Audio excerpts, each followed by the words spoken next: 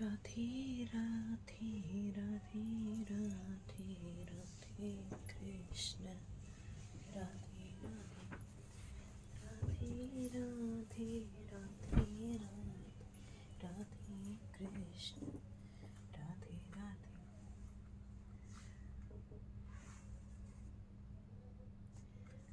हरि ओम नमो नारायण ओम नमो नारायण हरि ओम नमो नारायण हरि ओम नमो नारायण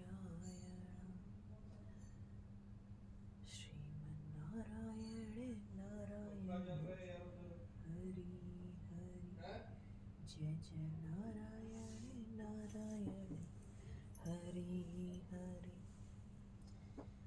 श्रीमन्नारायण नारायण हरि हरि हरि ओम नमो नारायण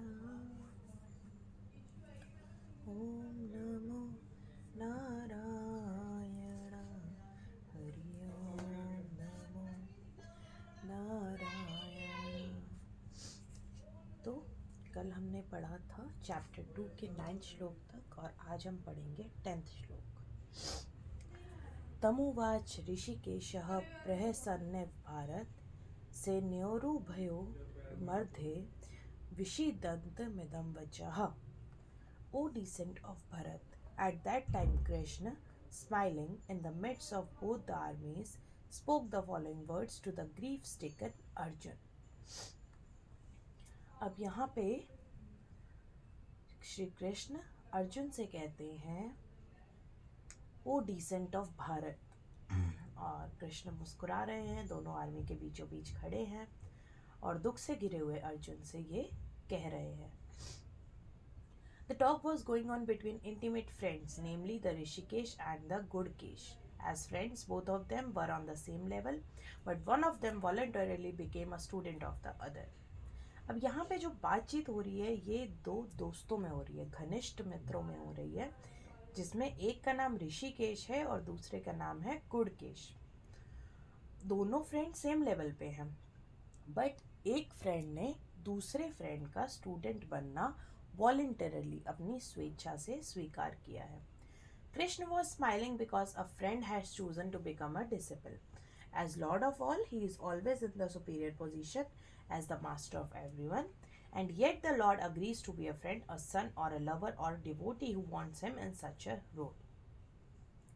कृष्ण यहाँ पे इसलिए मुस्कुरा रहे हैं क्योंकि एक दोस्त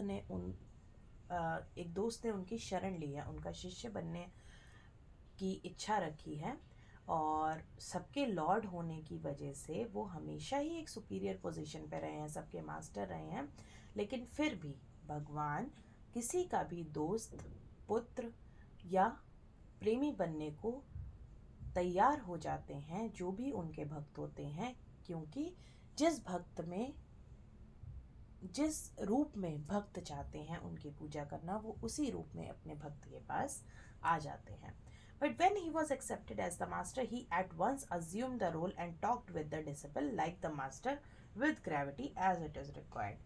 लेकिन एक बार जब उनको मास्टर गुरु बना लिया गया तो उन्होंने एक बार अपने रोल को अज्यूम किया और अपने शिष्य से एकदम गुरु की तरह बात की। It appears that the talk between the master and the disciple was openly exchanged in the presence of both armies so that all were benefited. और यहाँ पे ऐसा लग रहा है कि जो बात गुरु और शिष्य दोनों के बीच हो रही है वो दोनों आर्मीज की प्रेजेंस में हो रही है ताकि सबका उसमें फायदा हो। So the talks of Bhagavad Gita are not for any particular person, society or community, but they are for all, and friends or enemies are equally entitled to hear them. और इसीलिए भगवद गीता का जो ज्ञान है वो किसी पर्टिकुलर पर्सन के लिए नहीं है, सोसाइटी के लिए नहीं है, धर्म के लिए नहीं है, कम्युनिटी के लिए नहीं है, बल्कि हर किसी के लिए है। दोस्त हो, दुश्मन हो, हर कोई भगवद गीता का ज्ञान सुन सकता है। अशोच्यानन्व शोचस्तवम प्रज्ञावादांश्च भाष्य से गता सूंश नानो शोचंती पंडिताः। अब यहाँ पे अगले श्लोक में क्या कहा गया है? The supreme personality of God had said, यहाँ पे परमपिता परमात्मा कहते हैं, while speaking learned words you are mourning for what is not worthy of grief. Those who are wise lament neither for the living nor for the dead. अब यहाँ पे परमपिता परमात्मा कहते हैं कि सिर्फ सुने सुनाए शब्दों को सुन के तुम ये जो अपना दुख व्यक्त कर रहे हो, तुम जो इतनी पीड़ा व्यक्त कर रहे हो, ये इतनी पीड़ा के लायक नहीं है। Those who are wise, जो समझदार हैं, वो ना ही किसी जीवित मनुष्य के लिए दुखी होते हैं, ना ही किसी मृत व्यक्ति के लिए दुखी होते हैं। The Lord at once took the position of the teacher and chastised the student, calling him indirectly a fool. अब यहाँ पे भगवान ने गुरु की पोजीशन ले ली है और अपने स्टूडेंट को समझाना शुरू कर दिया है, और सबसे पहले उन्होंने अपने स्टूडेंट को मूर्ख कह दिया है। The Lord said, "You are talking like a learned man, but you do not know that one who is learned, one who knows what is body and what is soul, does not lament for any stage of the body, neither in the living nor in the dead condition."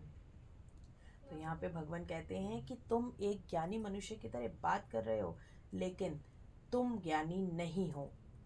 जो ज्ञानी होता है वो जानता है कि शरीर क्या है और आत्मा क्या है, और वो शरीर के किसी भी स्टेज के लिए कभी भी दुखी नहीं होता है, चाहे वो शरीर जीवित हो या मृत हो। As explained in later chapters, it will be clear that knowledge means to know matter and spirit and the controller of both.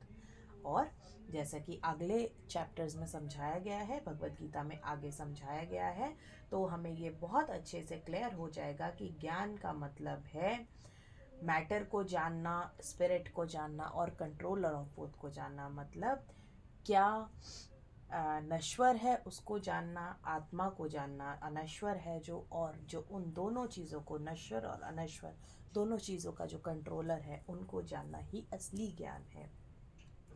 Arjun argued that religious principles should be given more importance than politics or sociology, but he did not know that knowledge of matter, soul and the supreme is even more important than religious formulas. Arjun ये मानते हैं कि जो धर्म का ज्ञान है वो पॉलिटिक्स और सोशलॉजी से पहले देना चाहिए, लेकिन ये नहीं जानते थे अर्जुन कि इससे भी ज़्यादा ऊपर जो सुप्रीम ज्ञान होता है वो होता है इन नश्वर चीज़ों का ज्ञान, आत्मा का ज्ञान और परमात्मा का ज्ञान। And because he was lacking in that knowledge, he should not have posed himself as a very learned man. और क्योंकि उनको इस बात का ज्ञान नहीं है, इसलिए उनको ऐसा नहीं मानना चाहिए कि वो एक ज्ञानी है। As he did not happen to be very learned man, he was consequently lamenting for something which was unworthy of lamentation. और क्योंकि वो ज्ञानी नहीं है तो वो कंटिन्यूअसली किसी ऐसी चीज़ के लिए दुखी हो रहे हैं जिसके लिए दुखी होना वर्दी नहीं है। The baby is born and is destined to be vanquished today or tomorrow. Therefore, the body is not as important as the soul. एक बच्चे का अगर जन्म हुआ है तो कल उसकी मृत्यु भी होगी, इसलिए जो उसकी बॉडी है उसके लिए दुखी होना, उसके लिए विलाप करना बिल्कुल भी ठीक नहीं है, इम्पॉर्टेंट नहीं है। One who knows this is actually learned, and for him there is no cause for lamentation regardless of the condition of the material body. और जो इस बात को जानते हैं उनके लिए दुखी होने का कोई कारण ही नहीं है, ना ये शरीर ना कुछ और। नत्वे वाहम जातु नासम नत्वम नेमे जनाधिपः न चैव न विश्यामः सर्वे व्यमतः परम। Never was there a time when I did not exist, nor you, nor all these kings, nor in the future shall any of us cease to be. अब यहाँ पे श्री कृष्ण क्या कह रहे हैं कि ऐसा कोई टाइम था ही नहीं जब मैं था, जब मैं एग्जिस्ट कर रहा था। एज अ ह्यूमन वो इस चीज़ को समझा रहे हैं, ना मैं था, ना तुम थे, ना ये सारे राजा थे, और ना ही आने वाले समय में ऐसा होगा कि ये हमेशा के लिए यहीं रहेंगे। In the Vedas, in the Katha Upanishad, as well as in the Shvetasvatar Upanishad, it is said that the Supreme Personality of Godhead is the maintainer of innumerable living entities in terms of their different situations according to individual work and reaction of work. तो कथा उपनिषद में और श्वेतस्वतर उपनिषद में ये कहा गया है कि जो परम पिता परमात्मा हैं वही इन असंख्य जीवों के मेंटेनर हैं, चाहे वो किसी भी सिचुएशन में हो, किसी भी कर्म में हो, किसी भी कर्म के रिएक्शन में हो. That Supreme Personality of Godhead is also by His plenary portions alive in the heart of every living entity. और वो परमात्मा ही अपने पोर्शंस के अकॉर्डिंग, मनुष्य की सोच के, मनुष्य के ज्ञान के अकॉर्डिंग हर किसी के हृदय में वास करते हैं. Radhe Radhe Radhe Radhe Radhe Radhe Radhe. Only saintly persons who can see within and without the same Supreme Lord can actually attain to perfect and eternal peace. और वही संत मनुष्य जो अंदर और बाहर एक ही परमात्मा को देख सकते हैं, सिर्फ वही एटर्नल पीस पाने के अधिकारी होते हैं और पा लेते हैं. एटर्नल पीस मतलब ऐसा सुकून, ऐसी शांति जो कभी खत्म नहीं होती. नित्यो नित्य नाम चेतनास चेतनाम एको बहुनाम यो विदधाति कमान तम आत्मास्थम ये नुपस्यन्ति धीरस Tesam संतेः Saraswati नेतारेशम. The same Vedic truth given to Arjun is given to all persons in the world who pose themselves as very learned but factually have but a poor fund of knowledge. ये जो सच है, ये जो वैदिक सत्य है, ये जो अर्जुन को अभी बताया गया है, ये उन सभी मनुष्य के लिए है, इस दुनिया में रहने वाले सभी प्राणियों के लिए है जो खुद को बहुत ज़्यादा ज्ञानी बताते हैं, लेकिन उनको इतना सा भी कण भर का ज्ञान नहीं है. The Lord says clearly that He Himself, Arjun, and all the kings who are assembled on the battlefield are eternally individual beings, and that the Lord is eternally the maintainer of the individual living entities, both in their condition and in their liberated situations. अब यहाँ पे परमात्मा स्वयं कह रहे हैं कि वो खुद अर्जुन और जितने यहाँ पे सारे राजा हैं, जितने भी एटर्नली बीइंग्स हैं, जो परम पिता परमात्मा है, मतलब जो यहाँ पे कह रहे हैं जो श्री कृष्ण हैं, वही उन सबको मेंटेन करते हैं, चाहे वो इस मटीरियल दुनिया में, इस मटीरियल शरीर में प्राणी हो या फिर किसी अन्य युग में, किसी अन्य लोक में सिर्फ उनकी आत्मा हो. कहीं भी कोई भी प्राण है, प्राणी हो गया, जो प्राण मनुष्य में आ गए वो प्राणी बन गया. तो प्राणी हो या प्राण हो, सबके जो मेंटेनर हैं, सबके जो रखवाले हैं, वो स्वयं परमात्मा हैं, स्वयं कृष्ण हैं. The Supreme Personality of Godhead is the supreme individual person, and Arjun, the Lord's eternal associate, and all the kings assembled there are individual eternal persons. It is not they did not exist as individuals in the past, it is not that they will not remain eternal persons. Their individuality existing in the past and their individuality will continue in the future without interruption. Therefore, there is no cause for limitation for anyone. अब यहाँ पे पहले भगवान ने क्या कहा कि ना कोई रहा है ना कोई रहेगा, तो दुख का क्या कारण है.